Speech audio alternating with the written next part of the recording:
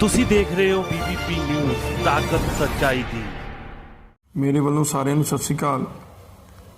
ਤੁਸੀਂ ਸਾਰੇ ਜਾਣਦੇ ਹੋ ਕਿ ਅੱਜ ਇੱਕ ਨੰਗਾ ਨਾਚ ਕੇਂਦਰ ਸਰਕਾਰ ਨੇ ਆਪਦੇ ਅਧਿਕਾਰਾਂ ਦੀ ਦੁਰਵਰਤੋਂ ਕਰਕੇ ਕੀਤਾ ਹੈ।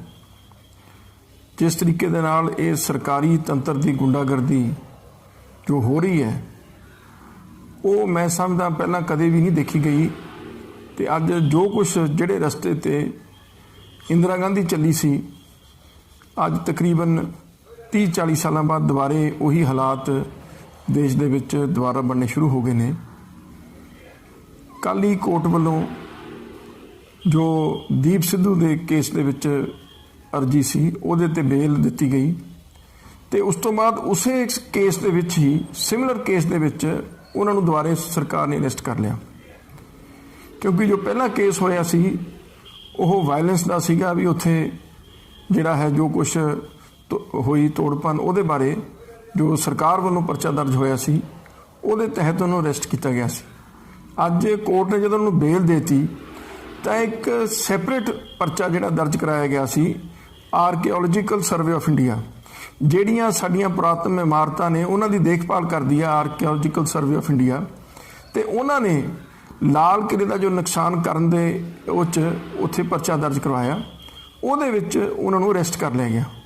ਸੋ ਇਹ ਸਿਰਫ ਸਾਫ਼ ਹੀ ਹੈ ਵੀ ਕੇਸ ਉਹੀ ਹੈ, ਪਰ ਸਰਕਾਰ ਜਿਹੜਾ ਹੈ ਆਨੇ ਬਹਾਨੇ ਵਰਤ ਕੇ ਜਿਹੜੇ ਮਨੁੱਖੀ ਅਧਿਕਾਰ ਨੇ, ਮੌਲਿਕ ਅਧਿਕਾਰ ਨੇ ਦੀਪ ਸਿੱਧੂ ਦੇ ਜਾਂ ਕਿਸੇ ਵੀ ਨਾਗਰਿਕ ਦੇ, ਉਹਨਾਂ ਨੂੰ ਖੋਹਣ ਦਾ ਕੰਮ ਸਰਕਾਰ ਨੇ ਅੱਜ ਕੀਤਾ ਹੈ। ਤੇ ਇਹਦਾ ਮੈਂ ਇਹ ਕਹਿਣਾ ਚਾਹਾਂਗਾ ਵੀ ਸਰਕਾਰਾਂ ਦਾ ਕੰਮ ਹੁੰਦਾ ਹੈ ਕਿ ਆਪਦੇ ਲੋਕਾਂ ਦੇ ਨਾਲ ਬੈਠ ਕੇ ਮਸਲਿਆਂ ਨੂੰ ਹੱਲ ਕਰਨਾ, ਨਾ ਕਿ ਲੋਕਾਂ ਨੂੰ ਡਰਾ ਕੇ, ਲੋਕਾਂ ਨੂੰ ਧਮਕਾ ਕੇ ਜਾਂ ਲੋਕਾਂ ਦੇ ਦਬਾਅ ਪਾ ਕੇ ਉਹਨਾਂ ਨੂੰ ਮਸਲਿਆਂ ਨੂੰ ਹੋਰ ਜਿਹੜਾ ਤੁਲ ਦੇਣੀ ਜਾਂ ਹੋਰ ਭੜਕਾਉਣਾ। ਇਹਦਾ ਖਮਿਆਜਾ ਪਿਛਲੇ ਸਮੇਂ ਦੇ ਵਿੱਚ ਹੀ ਆਪਾਂ ਦੇਖਿਆ, ਪੰਜਾਬ ਨੂੰ ਬਹੁਤ ਭੁਗਤਣਾ ਪਿਆ। ਤੇ ਇਹ ਹਾਲਾਤ ਕੰਟਰੋਲ 'ਚ ਰੱਖਣੇ ਸਭ ਤੋਂ ਵੱਡੀ ਜ਼ਿੰਮੇਵਾਰੀ ਜਿਹੜੀ ਹੈ ਸਰਕਾਰਾਂ ਦੀ ਹੁੰਦੀ ਹੈ। ਪਰ ਇੱਥੇ ਸਰਕਾਰ ਦੀ ਜੋ ਮਾੜੀ ਨੀਅਤ, ਮਾੜੀ ਸੋਚ ਜਿਸ ਤਰ੍ਹਾਂ ਸਾਹਮਣੇ ਆ ਰਹੀ ਹੈ, ਜਿਹੜੀ ਸਰਕਾਰ ਆਪਦੇ ਲੋਕਾਂ ਨਾਲ ਗੱਲ ਕਰਨ ਨੂੰ ਤਿਆਰ ਨਹੀਂ, ਉਹਨਾਂ ਦੇ ਮਸਲੇ ਨਜਿੱਠਣ ਨੂੰ ਤਿਆਰ ਨਹੀਂ, ਉਹਦੇ ਤੋਂ ਲੋਕ ਕੀ ਆਸ ਕਰ ਸਕਦੇ ਹੈ।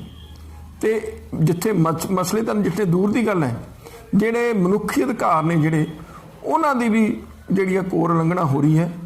ਤੇ ਮੈਂ ਇਹ ਜੋ ਘਟਨਾ ਹੋਈ ਹੈ ਇਹਦੀ ਸਖਤ ਸ਼ਬਦਾਂ ਵਿੱਚ ਨਿੰਦਾ ਕਰਦਾ ਤੇ ਮੈਂ ਸਰਕਾਰ ਨੂੰ ਇਹ ਕਹਿਣਾ ਚਾਹੁੰਦਾ ਕਿ ਇਹ ਜੋ ਰਸਤੇ ਤੇ ਉਹ ਚੱਲੇ ਨੇ ਇਹਦੇ ਨਾਲ ਕਿਸੇ ਨੂੰ ਫਾਇਦਾ ਨਹੀਂ ਹੋਣਾ। ਉਹਨਾਂ ਨੂੰ ਦੁਬਾਰੇ ਟੇਬਲ ਤੇ ਬੈਠ ਕੇ ਕਿਸਾਨ ਜਥੇਬੰਦੀਆਂ ਨਾਲ ਵੀ ਗੱਲ ਕਰਨੀ ਚਾਹੀਦੀ ਹੈ, ਅਤੇ ਉਸ ਤੋਂ ਪਹਿਲਾਂ ਜਿਹੜੇ ਵੀ ਕੇਸ ਦਰਜ ਹੋਏ ਨੇ, ਚਾਹੇ ਦੀਪ ਸਿੱਧੂ ਤੇ ਹੋਏ, ਚਾਹੇ ਲੱਖੇ ਸਿਧਾਣੇ ਤੇ ਹੋਏ ਜਾਂ ਹੋਰ ਸੈਂਕੜੇ ਨੌਜਵਾਨਾਂ ਤੇ ਹੋਏ ਨੇ, ਉਹਨਾਂ ਨੂੰ ਖਤਮ ਕਰਨਾ ਚਾਹੀਦਾ ਹੈ।